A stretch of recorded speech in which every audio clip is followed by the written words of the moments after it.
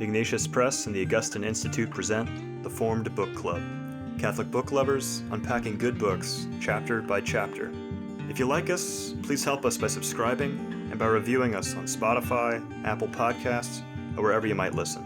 And don't forget to sign up for weekly updates and study questions at formedbookclub.ignatius.com. Welcome to the Formed Book Club with myself, Father Fessio, Vivan Dudo here in San Francisco with me, and Joseph Pierce in South Carolina. We're continuing our discussion on In Defense of Sanity, which is the best essays of G.K. Chesterton according to those who selected them, Dale Ahlquist, Aidan Mackey, and Joseph Pierce himself, the same. And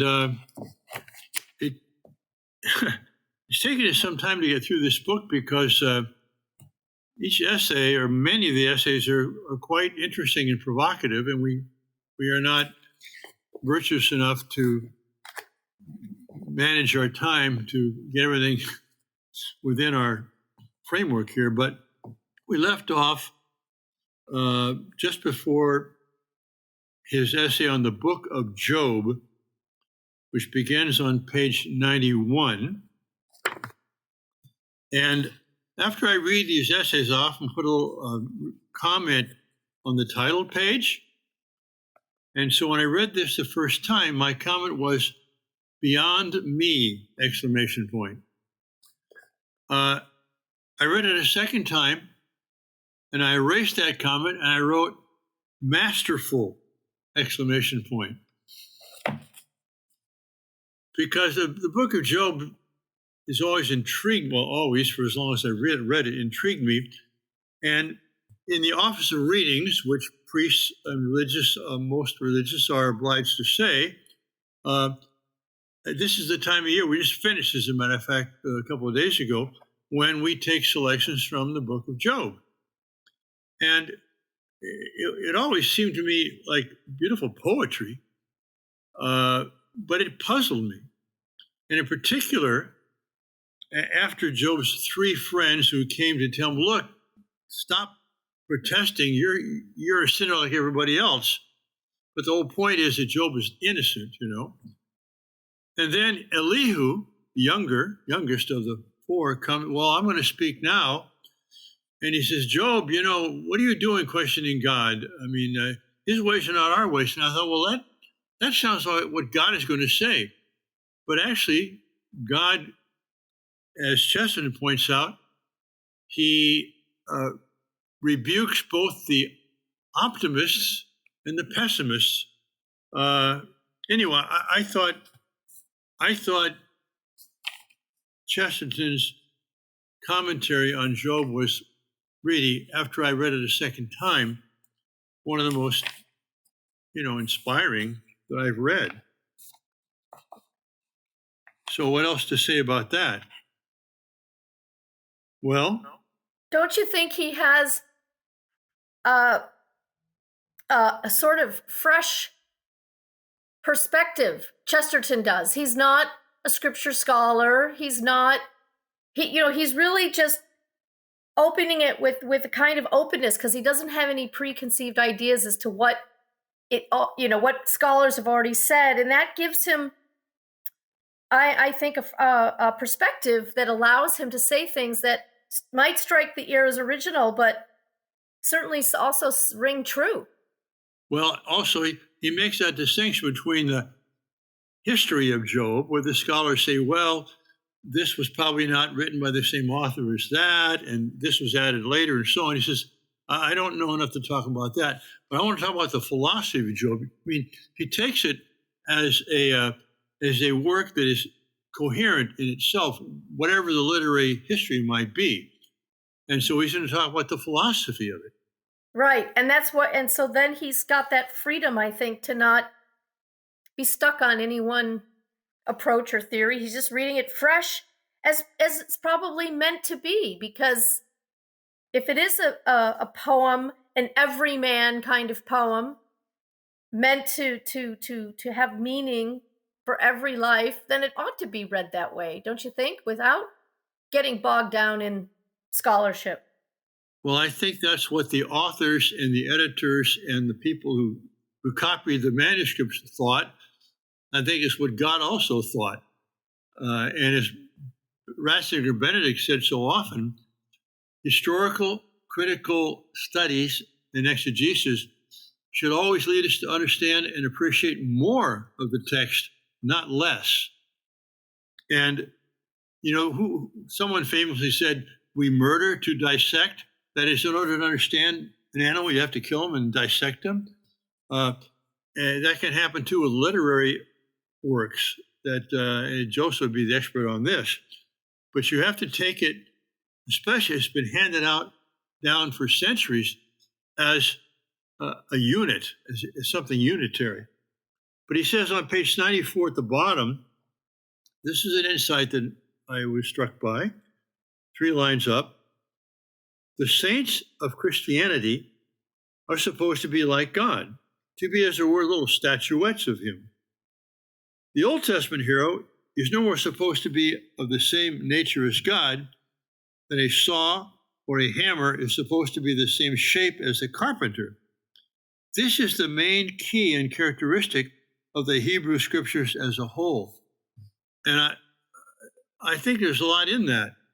I mean, you look at, David, multiple wives and concubines, and murdered someone, and then lied to someone and committed adultery. And then you look at Solomon, who was the wisest of men for a while, but then he himself was corrupted by all his wives and concubines. So you don't. In fact, it's interesting in the Eastern Orthodox churches, I believe they have feast days for Saint Isaiah and maybe Saint David. I don't know. But in the Western Church, we don't have that. We don't celebrate the feast days of Old Testament figures. I do have a question, Father, about that very point you just made. Yes. About what Chesterton said, and that is, what do the Old Testament writers mean when they say that God looked at David and saw a man after his own heart? Well, it's a kind of dialectical, complex thing. Yes, in some respects, God saw David as a man after his own heart, in the early David especially, but certainly not the adulterous David and not the murderous David. So right. I mean, I'm not a scholar of theology at all, or of scripture at all, and make no pretenses as such. But with the book of Job, and it seems to me that there's an irony going on, because on the one hand, he's not being punished for any sin he's committed, and yet it's quite clear from his response to the punishment that he's not sinless. The very plaintiveness of Job in saying, well, why is this happening to me, seems to beg the question as to, if someone's really sinless, they just completely trust the will of God and they would not be plaintive. Of course, we're all plaintive because we're not sinless either. But so in that sense, the book of Job, I think Job is an everyman figure, but he's not as holy, I think, as he might like to think he is. And I think that's part of the irony of the text.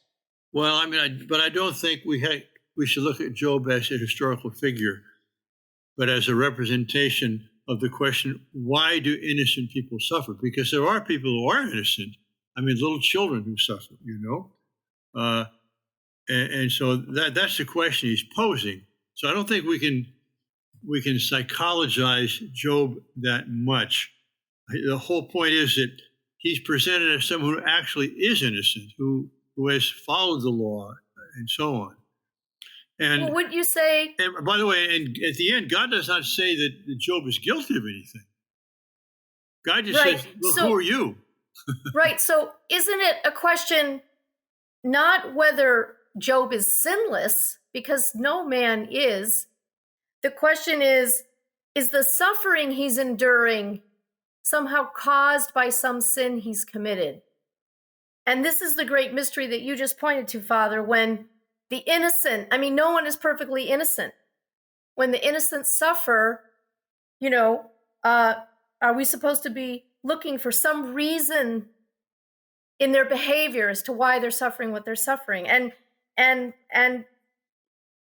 this book, I think Chesterton says somewhere kind of how revolutionary this book is, right? For the history of Jewish understanding. Where does he say that oh, I wish I could I'm not find sure it now. what is it he's saying again. Oh, darn. Paraphrase it, we'll find it. He says that this is a key pivotal moment in the Jewish understanding of things, to unlink suffering with some direct cause in your own sin. That Right. And I think going back to what you said earlier on this, shortly earlier, that the question is this suffering commensurate with the guilt? Right. That is to say, even if one sees guilt, Job humanly as in some way sinful or having faults, is this kind of a consequence commensurate with those faults? And but isn't the question posed at the beginning of the book of Job that the devil basically says that he's only obedient and a good follower of you because he's never suffered. If he suffered, he'd soon turn his back on you, and then God permits the devil to cause the suffering, if you like, in order to see exactly how much Job does love him. Sorry. But please. I found what I was looking for, because the danger is if you see the suffering we endure in this life as somehow directly related to some fault on our part, rather than just part of being a human being, then the obverse tends to be believed as well, that prosperity is a sign of virtue and holiness, right? And so on 102, Chesterton says, yes. If prosperity is regarded as reward of virtue, it will be regarded as a symptom of virtue. Yes. Men will leave off the heavy task of making good men successful. They will adopt the easier task of making our successful men good. This, which has happened throughout modern commerce and journalism, is the ultimate nemesis of the wicked optimism of the comforters of Job. Yeah. If the Jews could be saved from it, the book of Job saved them.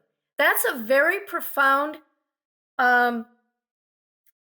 perception of the consequences of this trying to find causality behind suffering, or the lack of it, as if in that moment in time, which is why the friends of Job are mistaken to think that they can analyze the situation in just this moment of time and figure out what caused what, to try to get Job to repent of something that he's done. But also the fact that Chesterton then links Job to Christ. Exactly. The man of suffering, the man of sorrows, that's prefigured in Job. That's at the last. And even Christ, in his agony in the garden, is tempted to question, right? And if it be possible for this cup to pass me by, but thy will not mine be done. As if he is the innocent victim, literally. But even he at this point is sort of questioning: does he have to go through all of this suffering? Is this necessary? So, if you like, but you can see Job as a prefigurement of Christ in that respect. Well, here's a parallel between Job and Christ. Also, they come to Jesus and they say, "By what authority do you do this?" And Jesus doesn't answer that question. He says, "Well, was John the Baptist of God or of man?" And they don't want to answer that question, because if they say of God, then why don't you follow him? If you say of man, the people will go against him. So Jesus often does not answer questions. In fact, rarely does he actually give a direct answer. For example, shall we pay taxes to Caesar or not? Show me the coin. Whose image is on it? Give to God what is God's, to Caesar what is Caesar. That's not really an answer to their question. It's rather he's pointing question to them. And so on page 99, Chesterton says, "This I say," new paragraph there, "this I say is the first fact touching the speech, the fine inspiration by which God comes to in at the end, not to answer riddles, but to propound them." So Job said, "Why does this happen to me? Why am I suffering when I have not committed a crime which should deserve this? Where were you when I made the sun? Where were you when I measured the depths of the sea?" Yes, it's a big lesson in humility, is what it is. Yeah. And further down, he says, "The refusal of God to explain his design is itself a burning hint of his design. The riddles of God are more satisfying than the solutions of man." That's a great Chesterton. Or on page 100, new paragraph, "This we may call the third point. Job puts forward a note of interrogation. God answers with a note of exclamation point, So it's wonderful when you think about the Old Testament, how much of it also coherent with itself, and that Job, which was not a Jewish book, I mean, it was a poem that was non-Jewish, brought into the Old Testament canon, but it's a prefigurement in a shadow, a luminous shadow of the truly innocent man who truly suffers, Christ. But how could you have seen that before Christ? It would have been an enigmatic book. Yep. Should we go on to cheese? Yes, please. I mean, I actually must confess that I have nothing particular on this one. I've got quite a lot on the next one on gargoyles, but cheese actually is one of my favorite essays, as it's one of my favorite foods. If people ask me what's my favorite food, I always say shellfish and cheese. But I think the key thing about it is that cheese is one of those things that requires craftsmanship. And basically, cheese is good because it's made by farmers in a village, and it's enjoyed by people on that human scale of things. And so the beauty is not just in the flavor, but in the essence of the thing itself, for something which can't be mass produced satisfactorily, just like craft ale. Well, when I was a child, as St. Paul says, I thought as a child, and the only cheese I would eat was Kraft Velveeta, which is now I consider like a slab of plastic. And then I went to France at age 27 and experienced real cheese, hundreds of different varieties of cheese. And one of my great joys in France on the weekends with a little mobilette, which is a little kind of gas scooter, bicycle scooter type thing, we would travel 30, 40 miles, sleeping bags and so on. We stop at a little village, and we get the cheese of that village and the wine of that village and the charcuterie, the cold cuts from that village, and the bread. The fresh bread from the boulangerie, not from some supermarket. And we would go to a little meadow or something like that, or a church, yard, and have this feast. But what a wonderful feast! Every place was different. The cheese was different. The wine was different. The bread was different. Well, the bread was not. I've done exactly the same thing in various places in France. I remember particularly in a place called Conches-en-Ouche in Normandy, halfway between the English Channel and Paris, which is called Conches-en-Ouche because on the pilgrimage route to Santiago de Compostela from England in the good old days.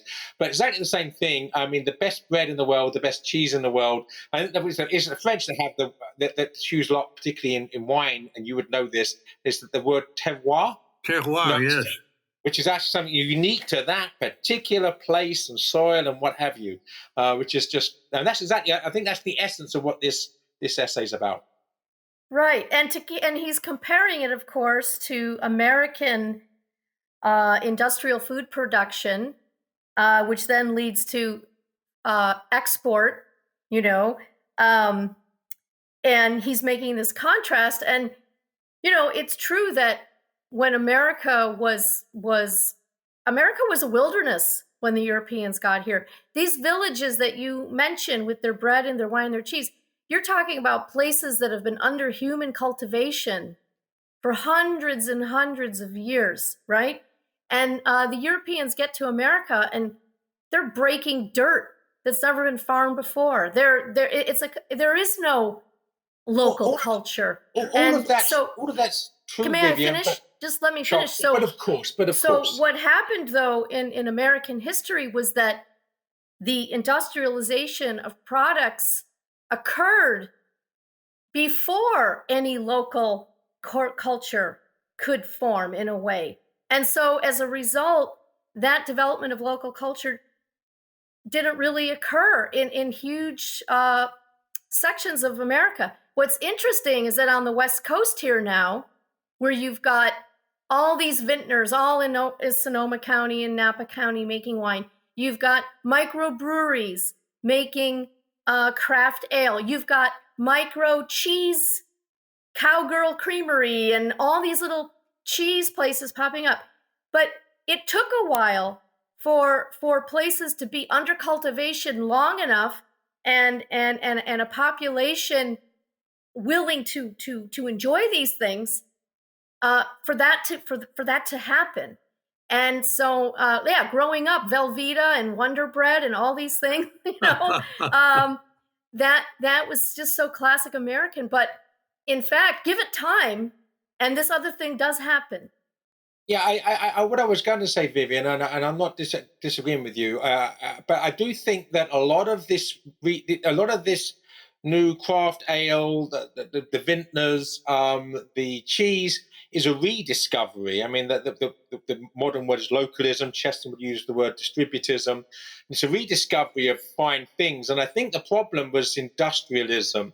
And it didn't only impact America. You can blame America, if you like, for being first, except it wasn't, because England was first with the Industrial Revolution. And this industrialization of the psyche, and particularly the idea that if something, you always go for the deal, which is the cheapest. Well, that's not necessarily the best approach, certainly not to things such as good quality food, right? So I think that there's a psychological thing here, which the British and the Americans are both to blame in.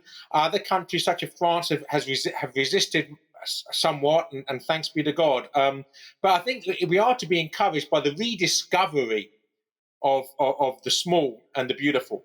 Right, but in America, I would have to say it's true that, of course, industrialization began in Britain, but the industrialization of food began here, right? And it began at a time when, when I think of my homesteading relatives in the Dakota Territory and people living in these out-of-the-way places, there were no winemakers and cheesemakers we're talking about barely scritching out a survival, right? And so the coming of the Sears catalog and the coming of the industrial produced food and these kinds of things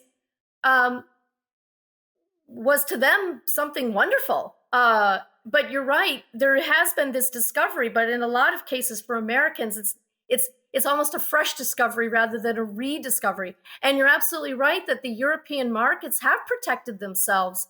And bravo to them for saying, no, we're not going to sell anything called beer here that isn't made according to the following standards. And your Budweiser factory in Milwaukee doesn't even come close. So, bravo for them for protecting their local products.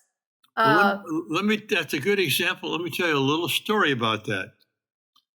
I was driving with some young seminarians through southern Czechoslovakia at the time, and I came across this town, went through it, and I saw this big outdoor bar cafe with red and white umbrellas saying Budweiser on them. I said, "What is this?" I stopped. We had some of this Budweiser beer. Well, it turns out that this little town is called Chesterton, or in German, Budweiser.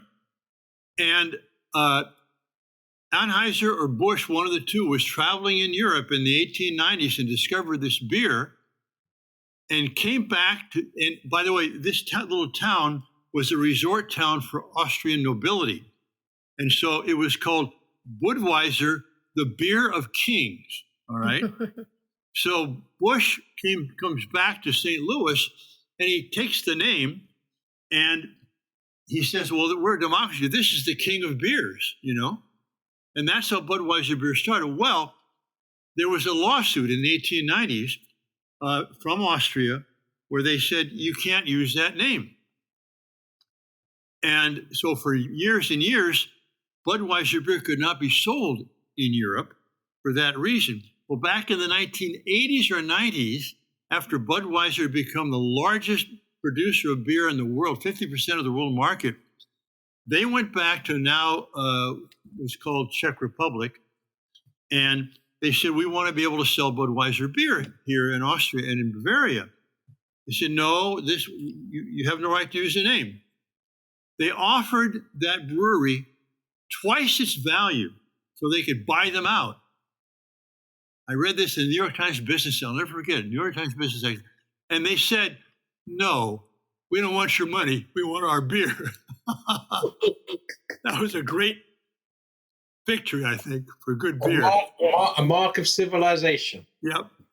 Well, I want to read this one quote on page 104 at the top. You know, I hope, by myself, I've only just thought of it, that the four rivers of Eden were milk, water, wine, and ale. Aerated waters only appeared after the fall.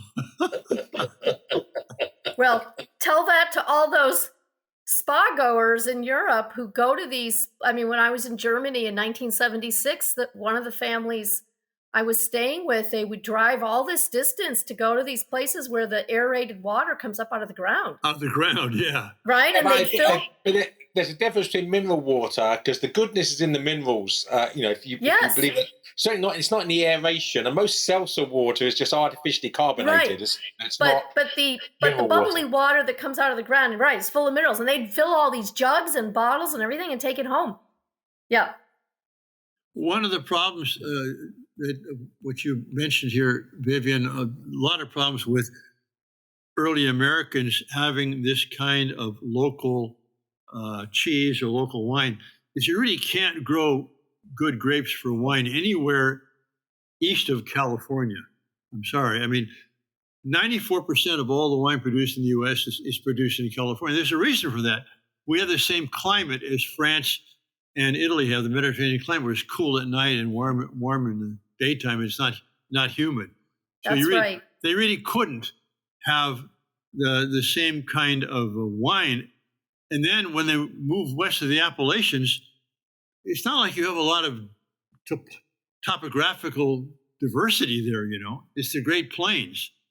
One cow is going to be like another cow and one cheese like another cheese. Whereas in France, and in Switzerland and in Germany, the landscape is so variegated that gives rise to a more, diverse kind of food.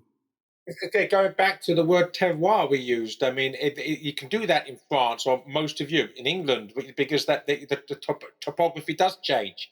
But if you've got the Great Plains, where there's no real variation in topography for 1,000 miles, then where's the terroir, right? Right. This next chapter is on gargoyles, and I had a lot of things I wanted to say about it and a lot of things I want to quote from it because I think they're very characteristic of Chesterton. But we're sort of at the half-hour mark, and I think maybe we should put this off till next week. Yeah, I think this is one of my favorite essays, and I also have quite a lot I'd like to say about it. So rather than rush it, why don't we start with it next week? So this is the 22nd essay on gargoyles. So we will go down to the 31st essay, The Slavery of Free Verse, for next week. Thanks, everyone, for joining us. We hope to see you with us next week at the Formed Book Club. If you enjoyed this discussion, please help spread the word about the Formed Book Club by subscribing to the podcast and writing a review. You can sign up for weekly updates at formedbookclub.ignatius.com.